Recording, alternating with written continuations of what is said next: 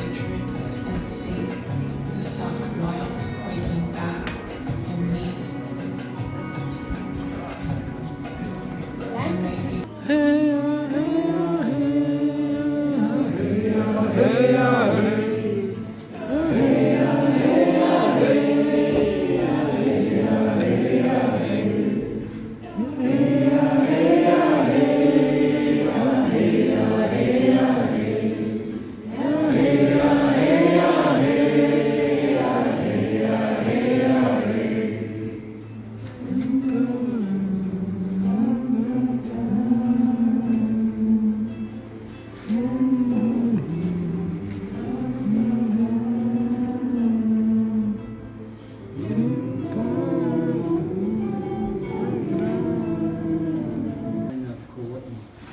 And Kauai is considered to be the garden island.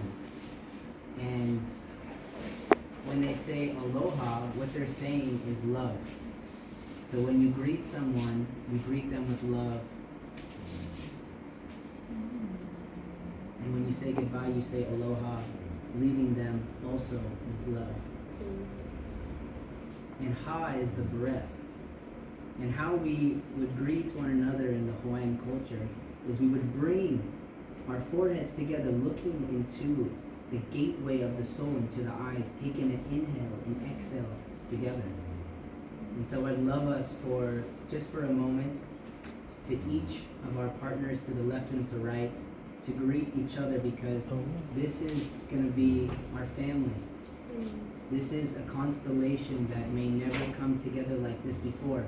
Just like how the planets are up in the universe right now, aligned in the way that they are. They may never be a way the same like this before, and just like this constellation. So let's all take 3 deep inhales together, breathing in.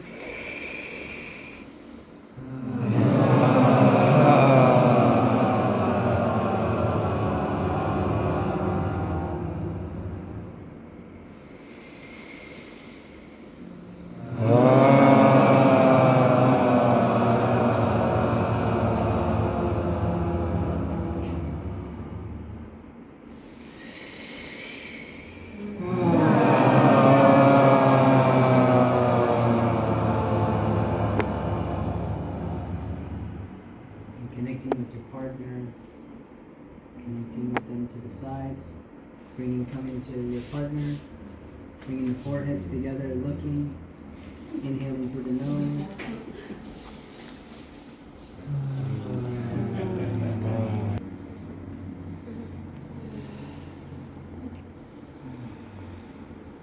And when you're ready, bringing one hand to this gathering.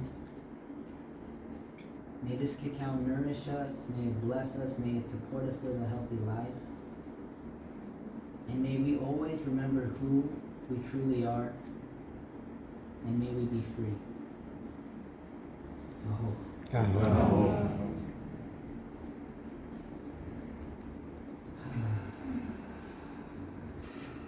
Really believing that it's already happened. And my ultimate dream is to bear a family with children and connected to the land. And recently I got blessed by some jungle land here in Kopangan. And my intention is to have ceremony there, to grow cacao, to grow food, to have water from the mountain, to have energy from the sun.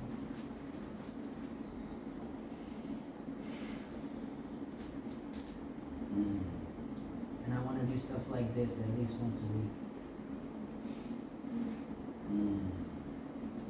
And if you feel called to be a part of it, I welcome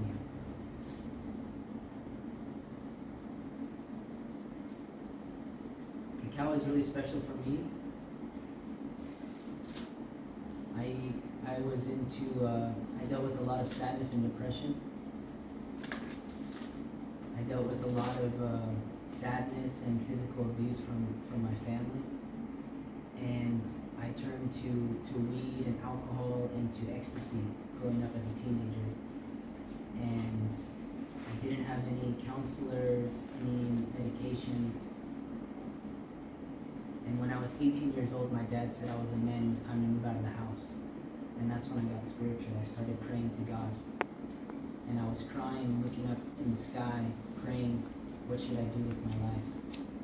And I heard this voice in my stomach say, go to Arizona, which is the state next to California where I grew up. And I moved there with $1,000 in a bag of clothes, and I lived there for 3.5 years in the desert, discovering who God is, what is God, what is healing, what is, these miracles that Jesus did. And later in life, I found myself living in Hawaii, sharing cacao. And cacao for me is an inclusive spiritual experience. It's not about what religion you are or where you come from, but it's about coming together as we really are, reminding us who we really are as one. So rather you're born Muslim or Christian,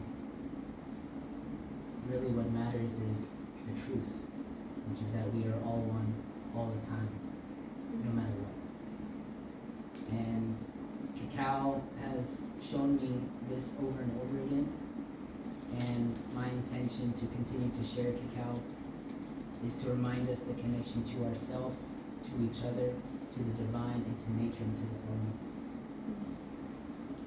I lived 3 years in the jungle with the Nove indigenous people, and I learned how they did cacao ceremony. They drink cacao all night long from sunset to sunrise, no food, no water, just cacao. And they use it to help heal the sick and to get rid of evil spirits within the community.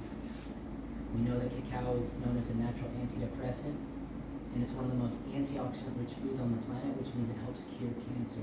It's a really powerful, intentional plant, and if you have the means to ingest it twice a day, it increases your stem cells, and it'll help you live a long life. Trust me. So I hope from this experience that you're able to tune in with who you really are, to what you're here to do on the planet, and I hope you're able to share it with all the people that you need to share it with. I hope.